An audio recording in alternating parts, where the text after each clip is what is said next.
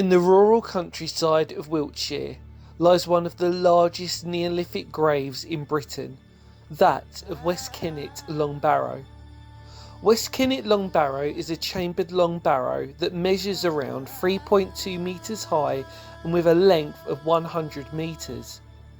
Consisting of 5 chambers opening off a central passage, the barrow is made up of earth and local sarsen stones capped with chalk rubble from the surrounding quarry ditches.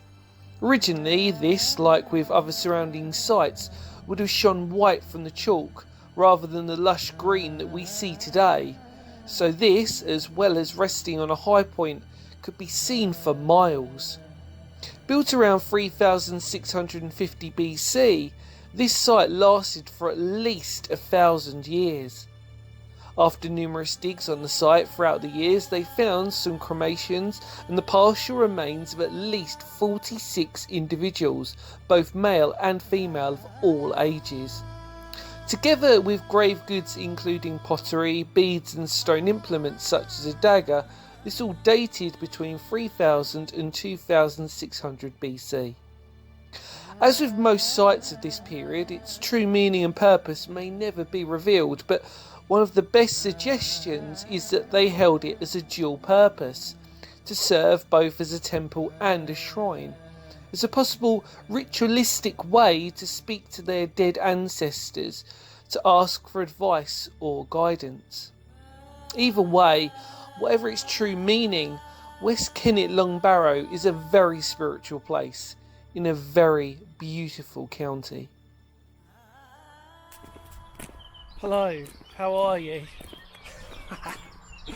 I'm so excited about this one.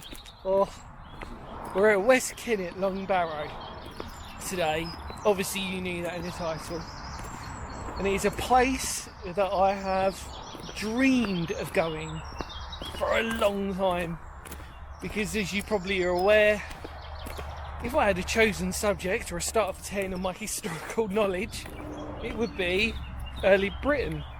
Early man, Neolithic man, Iron Age, Bronze Age, Stone Age, all the ages. I'm joking, but today it's a bit special. I'm in Wiltshire, of course I am, you knew that, and I'm just so excited to be here, to be honest.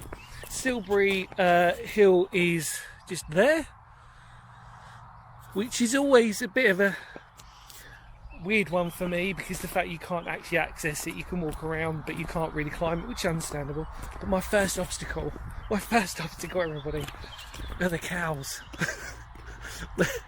the dreaded cows.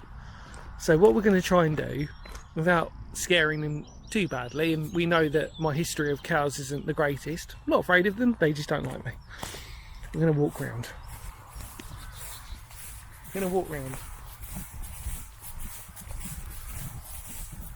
That we can get through. Hello. There you go. Right, onwards. Hello. Hi. Right, we made that obstacle. Now we've got to go all the way up to West Kennet Long Barrow. I am from Kent. If you've subscribed, you don't know where I'm from Kent. It's such a strange day today. Strange day. In this sequence of videos, I'm Avebury. I'm going to do a special video. So actually, the date of recording this, I'm not actually going to visit. Well, I'm going to visit for me, because there's a beautiful hippie shop there, or a spiritual shop. I'm going to go there. But I am going to return and do a very special video on that area. Also, Wiltshire's got a few other long barrows and everything else. I've just had a very busy day today recording, and in Wiltshire, and I will return. And so it's okay. We're okay about this. So yeah, I'm going to return, do some more footage, and hopefully give you a really great perspective of this beautiful county in England, which is on the old.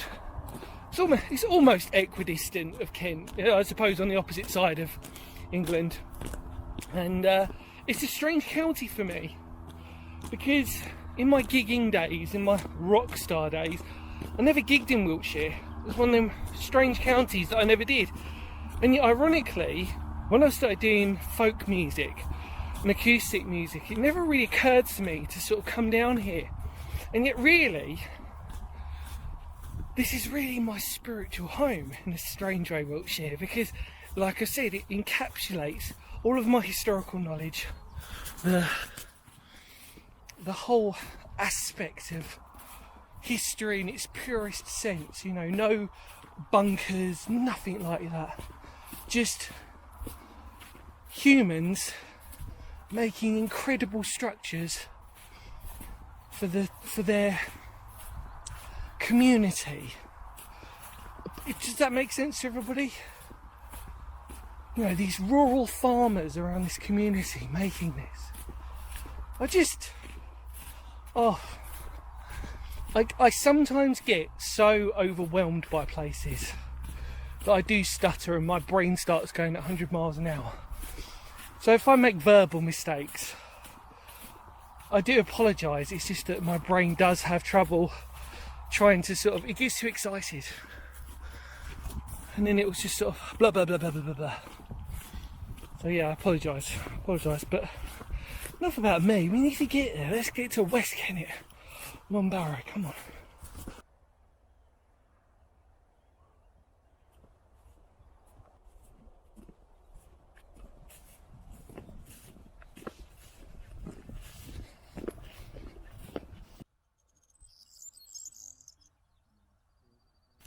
We've made it, everybody. West Kennet, Barrow. I am beyond, like, blah, blah, blah. So cool. Forgive my childish adolescence as I visit this place. It is just a place that I've dreamed of going to, in Avebury, and I was really hoping that I'd record some footage in Avebury today, but it's not the point. We're here. I'm still visiting Avebury, obviously, but yeah, we're about to enter the chamber, which is incredible, really. And yeah, let's go. Right, let's enter. Come on, it's very dark. I should have probably brought a better torch, but you'll get the idea.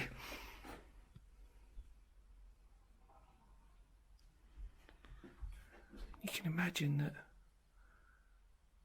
these chambers at one point having bones scattered across and inside.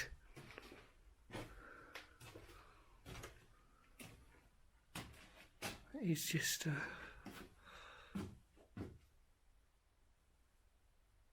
incredible. There you go. Actually, that torch is doing a fairly good job. And then it opens up. There's another chamber to my left, by the way, so don't think I didn't ignore that one. And then as you look up, there you go. People have put offerings. It smells of incense like nag shampra. It really heavily smells of it in here, and it's actually quite a pleasant smell. I love incense. I burn incense all the time. I'm a very spiritual person. Like I said, you know, this is really, for me, coming to my spiritual home in a certain way. You can see it's just popularised with candles and ornate gifts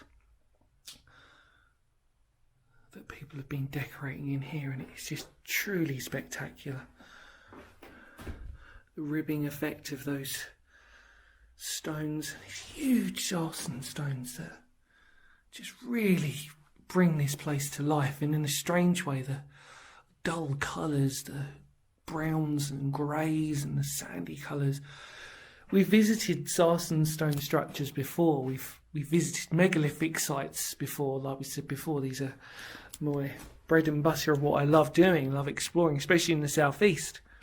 But to actually come to probably one of the best preserved ones is truly a spectacular treat for me. And Oh, there's a bird that's just flown in, and I think it's a swallow. I don't really want to disturb it, but wildlife is abundant. And like we said before, the spiritual meanings of places like this. I actually like the fact that I've not actually bought a big torch, because actually I like this dull colour in here. You can see where they've tried to reinforce it to stop the stones from falling. Oh, down there as well. Just this chamber, this dark chamber. Even back then, in a strange way, brings back our purity of our ancestors. The fact of how dark it would have originally been in here. Yet people have come and they've decorated it with modern candles. It's truly, truly spectacular. As we enter out our mini pilgrimage here, it's truly spectacular. The swallow was in there. I don't really want to sort of go into that chamber too much because I don't really want to disturb its habitation. I'm worried that there might be one in here as well. But the beautiful colouring, absolutely incredible. I love that nature's taking it back. Sorry.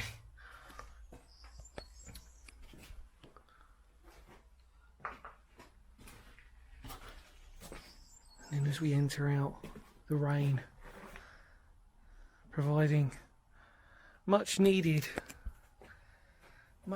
sort of relief in this absolute heat that we're having at the moment.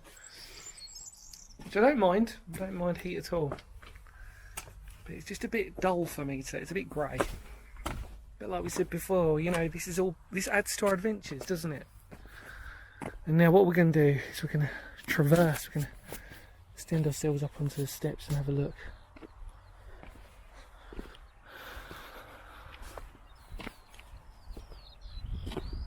And Silbury Hill.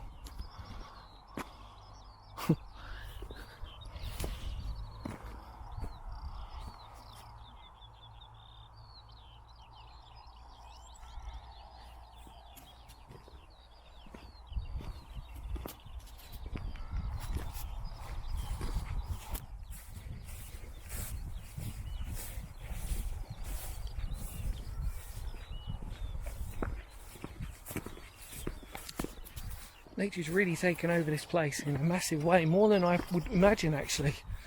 It really has. You can hear the sounds of these birds. You can see them all scattering around in the farmers' fields. It's absolutely beautiful. Tranquil. I mean, I'm surprised at how tranquil it is, the distant hum of the main road. All seems forgotten about when you're here. Oh, that smell of like that nag shampoo in there was absolutely heavenly to me. A bit like I said, it is for me, this is more of a spiritual journey than anything else for me. My beliefs, my things that I desperately cling on to. Sort of beliefs about nature and life, and you know, I don't like talking about my spiritual beliefs too much, but I am very of the tradition that would be of this community, shall we say, that would have been here.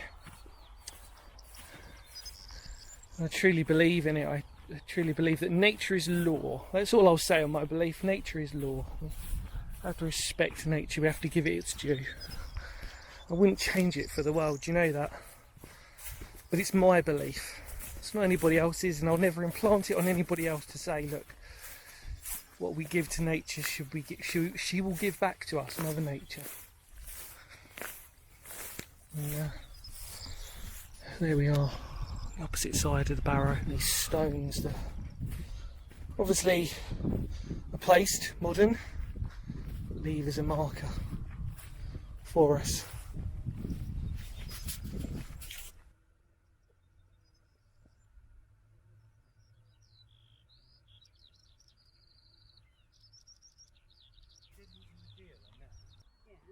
just have to show your double vaccination card. I'm walking parallel to the Barrow now. You need to understand that in their belief systems, that the flesh probably would have been more important than the actual bones themselves. And in fact, maybe the bones were the discarded bits, which is why when we look at long barrows or chambered barrows, for example, sometimes you will see bone fragments, lots of bone in there. To probably believe the idea that actually that the flesh would be more important, because it would be to embody the human spirit itself, and the bones were just the makeup of it, which is quite a nice idea really, which you could almost further elaborate on. In fact, I have many a time. I actually brought about the idea of saying that our spirit, if we have one, is contained within the fibre of our being, that really the bones are just literally the skeleton that holds our framework up, and so therefore it becomes more sacred. The true fact of the matter is really, however, is that we will never really know what the true purpose of such incredible sites like this were. We do know that, maybe as a rough guess, however, that as we talked about in historical videos before on such things, is that every barrow site, every tumuli, for example, every mound, every chamber will never really reveal it never will reveal its true secrets. And I like that. I like the fact that it's left up to us to understand what our ancient ancestors really made of all of this. And I suppose another question would be that I wonder what they think of us now. These human beings who park up in these great big machines, they trample all over their burial sites, you know. And with reason, some people respect them, some people don't. That's just human nature, isn't it? And it's always a shame, but like we said before, you know, these places really are, like I've always said, the birth of us. Us. And it's up to us to make sure that we preserve as much as possible. More importantly, to remind others about that. And even though it might be an overcast day today, it's very warm, it's very muggy, and the rain's starting to drip down a little bit. You'll never forget a place like this, I promise you. Because there's something inside of us that just makes us want to come back again and again and again. And that makes it so much more important, doesn't it? So much more special for all of us. There you go. Any more words of Phoenix history? Thank you so much for joining me on this wonderful adventure of ours today. Hopefully you enjoyed it. I apologise for my stuttering. I also apologise for the fact of my verbal communications and everything. I am here after all to document it as best as possible, but also for me to learn a little bit more about myself, and I think that's the most important thing. So thank you. So any more words of Phoenix history, because history matters. Oh, it really does, doesn't it? It really does. Thank you as always for watching. I'll see y'all very soon. Take care for now. Bye. Kapow.